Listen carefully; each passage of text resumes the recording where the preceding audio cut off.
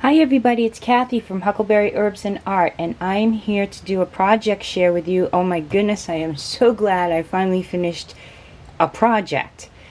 Something that I've been wanting to do for a long time because I picked this little organizer, this wooden organizer, up at a thrift store a very long time ago.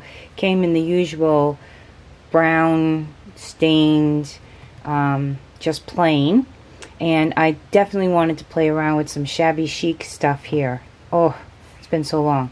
So I started by gessoing the entire thing, and I have a few more items that may come in these same tones and themes over the next couple of weeks, because I gessoed up a bunch of items, and a couple of them I want to keep for myself, including this one, to actually use in my craft room. I thought this would be great to put some of the cards that people have sent me, and it has little hangers down here so I can hang some items from that, from the hooks. So some pretty things from my friends on YouTube, and this has things from my friends on YouTube. It's very special to me. There's some very special items on here, so I am keeping this particular one for myself, and I'm excited about finally finishing project. So first of all, I gessoed the whole thing, and then I wanted it to have a shabby look, so I went back and used dry brush to put the blue.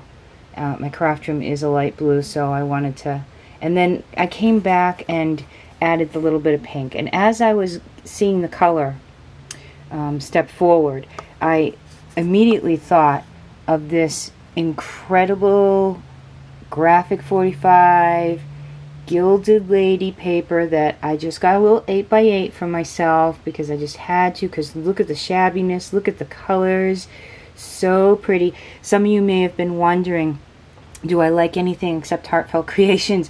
Yes, I do.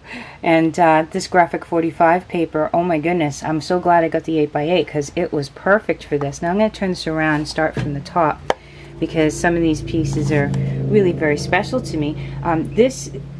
There was two of these, really, and you know, it turned vintage. It turned shabby vintage on me as soon as I placed these, but they just looked like they belonged at the top of the project. So I was really glad to have those from, I had bought some appliques on eBay, and the woman sent me these lovely appliques that were totally not like the ones I had purchased, but they were perfect for this. And then Aristi, hello Aristi, how's Greece doing right now?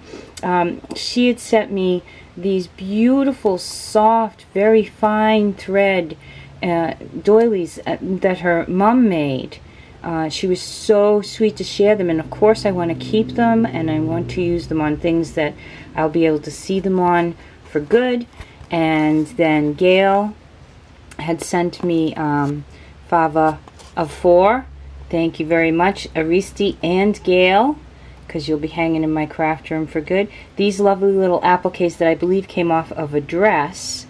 And all said and done, sorry it's upside down, but it's a little bit big to show. When I put the two of them on either side with the doilies and the Wild Orchid Craft flowers, and just a little bit of fiber hanging in between this heart, which I did some pink flat back pearls on, all said and done, it really made a fine top for the piece. I like the way it came out, and you can see why I saw it starting to turn vintage shabby as soon as I applied these two appliques. And then I just finished off with a little bit of a little Victorian lady sitting there on either side. So that's the top, and of course I started putting the pearls all around the paper because I like things finished off. A little flower in the corner. All three of these hearts, I went back and put the pearls around, and then thought, well, why am I going to leave those holes? Yes, you can see the paper, which is beautiful from the hole, but it gave me the opportunity to highlight one of the beautifully dressed ladies. And I do agree with Seriously Scrapping that this is very, the Gilded Lady paper is very vintage, very Marie Antoinette like. I understand the lily, because there are lilies highlighted throughout the paper, and gilded gold. And yes, very shabby chic, very Victorian, very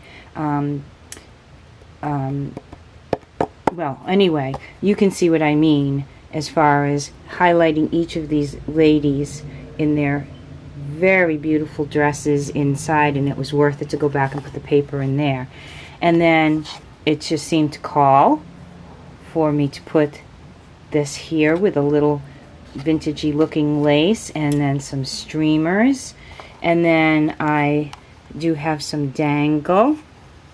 I didn't want to put a bunch of layers because when I hang this on the wall, I actually want the light blue color of the wall to highlight the laces that I have chosen to put here. And I think they're just beautiful. They're very lacy and intricate, and there's just no getting around it. I love Venice lace, so I put a little piece here to dangle down over the front. There's the hooks, and a little piece here in the back.